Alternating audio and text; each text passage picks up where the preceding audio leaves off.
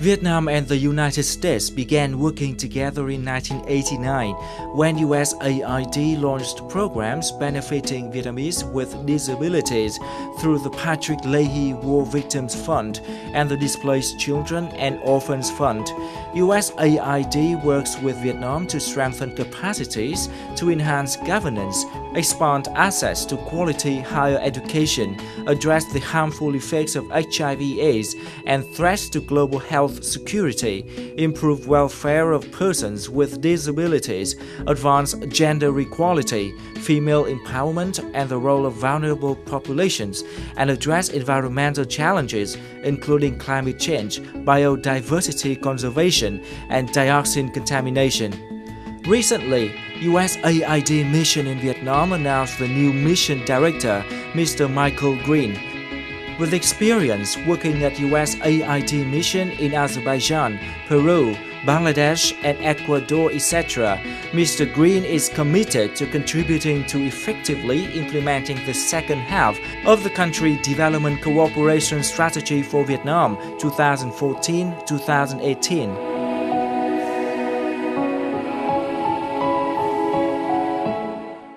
Hello everyone, and you're watching Sharing Vietnam on VTC10 NetViet. In today's program, we are going to have a talk with the new mission director of USAID in Vietnam. Please join me in welcome Mr. Michael Greene.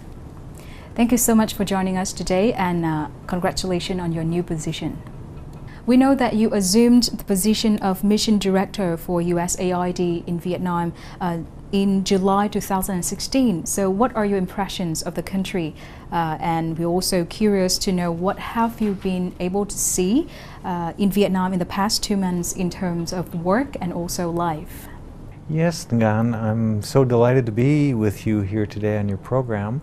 And that's true. I've just arrived in the last about 60 days, and I'm just so delighted to be here. The thing I've learned in living overseas for over 25 years is that it's the people that make the best thing about a country, and the Vietnamese people have been so warm and welcoming to me. I'm here with my wife, and we've had an opportunity to travel some. We went up to Sapa for a 4-day weekend, and we had a delightful time in the beautiful mountains. We rode our bicycles, we trekked up in the mountains with a Hmong guide, and spent time with her family. And so it was just a beautiful and delightful time and a great introduction to Vietnam.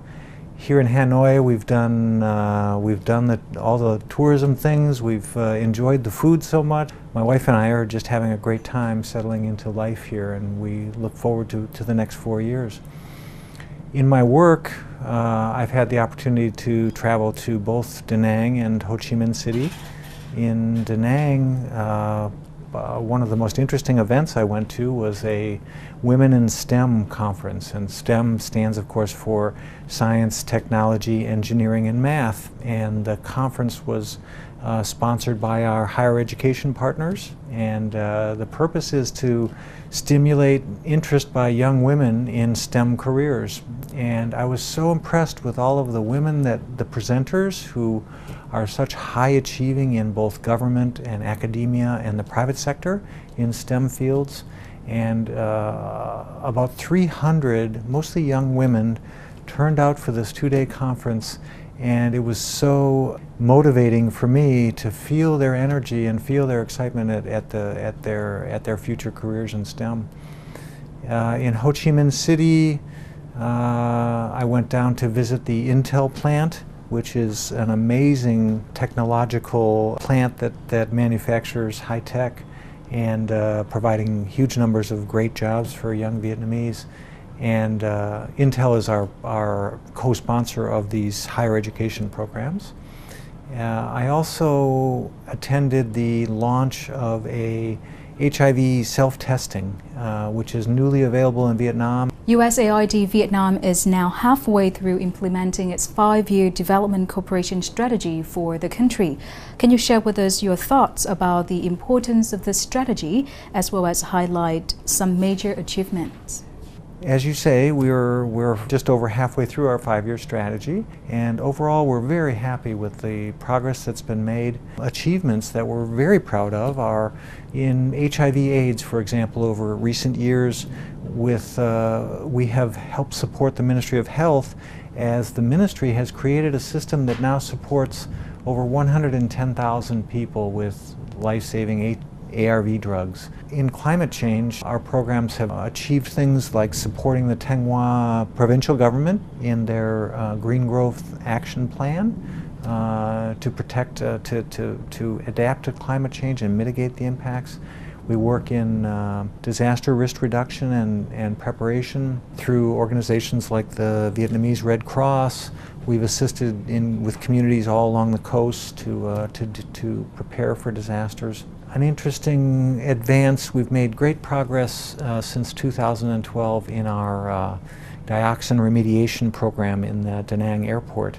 That's a huge project that involves, the first phase involved over 450,000 cubic meters of earth that has been cleaned of dioxin, and now has been turned over to that land has been turned over to the airport authority, and as they are completing or in the process of expanding the terminal in preparation for APEC next summer or next fall.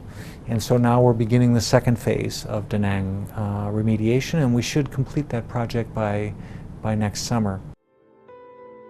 USAID Vietnam team recently completed a midpoint review of the 5-year country development cooperation strategy for Vietnam.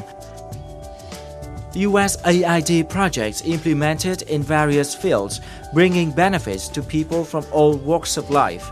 Namely, Vitality Mekong project supported by USAID has helped women in the Mekong Delta to get access to finance, improve business skills and increase their income.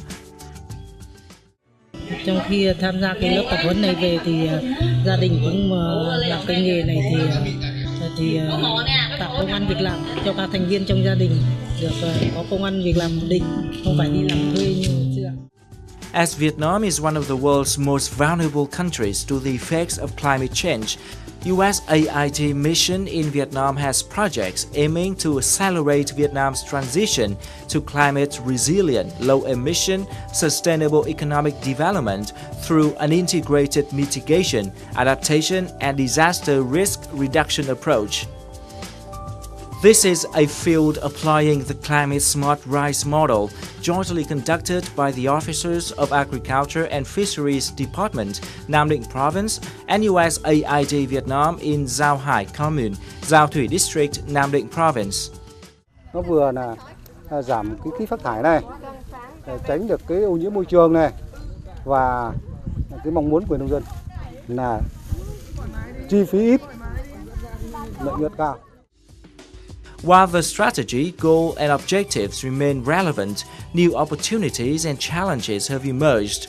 This includes traction for economic and governance reforms as a result of the TPP, increased international and local attention of the environment, decreasing donor support for HIV activities, and emerging opportunities to work with and support local partners across USAID's portfolio.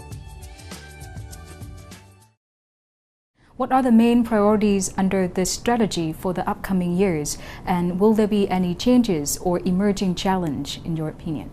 The basic priorities in that strategy remain. Our priority of assisting the government and the people in taking advantage of trade opportunities and economic growth, the TPP, the Trans-Pacific Partnership, that is a major priority for both governments. We have several programs that focus on that, and we are deepening that partnership. During President Obama's historic visit here to Hanoi, I'm so sorry I missed it, that our two governments agreed on the priority of implementing the Paris Climate Change Accords, and so we have major new programs in climate change that are coming online. We are focusing more now on biodiversity And we are working with government ministries to develop new programs on biodiversity. The first major new program is very exciting that we just announced this last week with the Ministry of Agriculture and Rural Development, who we will be supporting the ministry in its goal to combat wildlife trafficking. Up to now, after more than 20 years, I know that USAID has worked with many international organizations to implement projects in Vietnam. Will there be more opportunities for local organizations to get involved in USAID's work in Vietnam? Important lesson we've learned is that local organizations are the key to the sustainability of everything we do. Long after we're gone, it's local organizations that will carry on the work. The lesson we've learned here in Vietnam is that local organizations are the best equipped to implement our programs. They know all of the local situation, they know the opportunities, they know the people, and our experience has been that they deliver excellent results with the resources that we share with them. Since 2013, we have 11 new awards, direct awards to local organizations for everything from 3 of our 6 grantees on our disabilities programs, our local organizations, our disaster relief and response grants. The majority of them are to local organizations. In our health programs, large numbers of grants to local organizations. Many of them are sub-grants from a larger grantee that grants to sub-grantees. They have a whole project called the Development Partners Capacitation Project, and its goal is to work directly with local organizations to increase their capacity to manage funds and to advocate for the issues that they champion. One of our most important local partners is the Vietnam Chamber of Commerce and Industry, which for years has been implementing the Provincial Competitiveness Index. The Vietnam Red Cross, who implement our largest disaster relief and preparation program, and they've been an excellent partner delivering results. I have developed a whole new initiative focused, setting aside a large quantity of funds that's going to be awarded just to local organizations. And the issue that they're going to be focusing on is environmental and food safety. How will USAID support Vietnam to take full advantage of new generation free trade agreement, such as the TPP or EVFTA EU-Vietnam Free Trade Agreement? Our new generation of support for free trade and economic growth is our Governance and Inclusive Growth Project, the GIG project. And this project was specifically designed with the new generation of free trade agreements in mind, the TPP and the EU Free Trade Agreement, WTO and the TIFA, the Trade Facilitation Agreement, which comes under WTO. All of the aspects of these trade agreements are foreseen to be covered in assistance under the GIG project. Currently, we're doing everything from small and medium enterprise assistance to government procurement and contracting to transparency and all of the other issues that are involved in the current generation of trade agreements. TPP, as you mentioned, is a new generation, and the EU.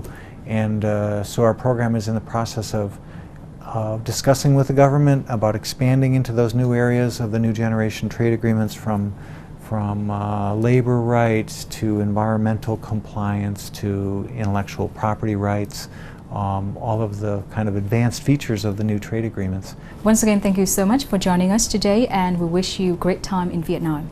Thank you so much for giving me the opportunity. Bye.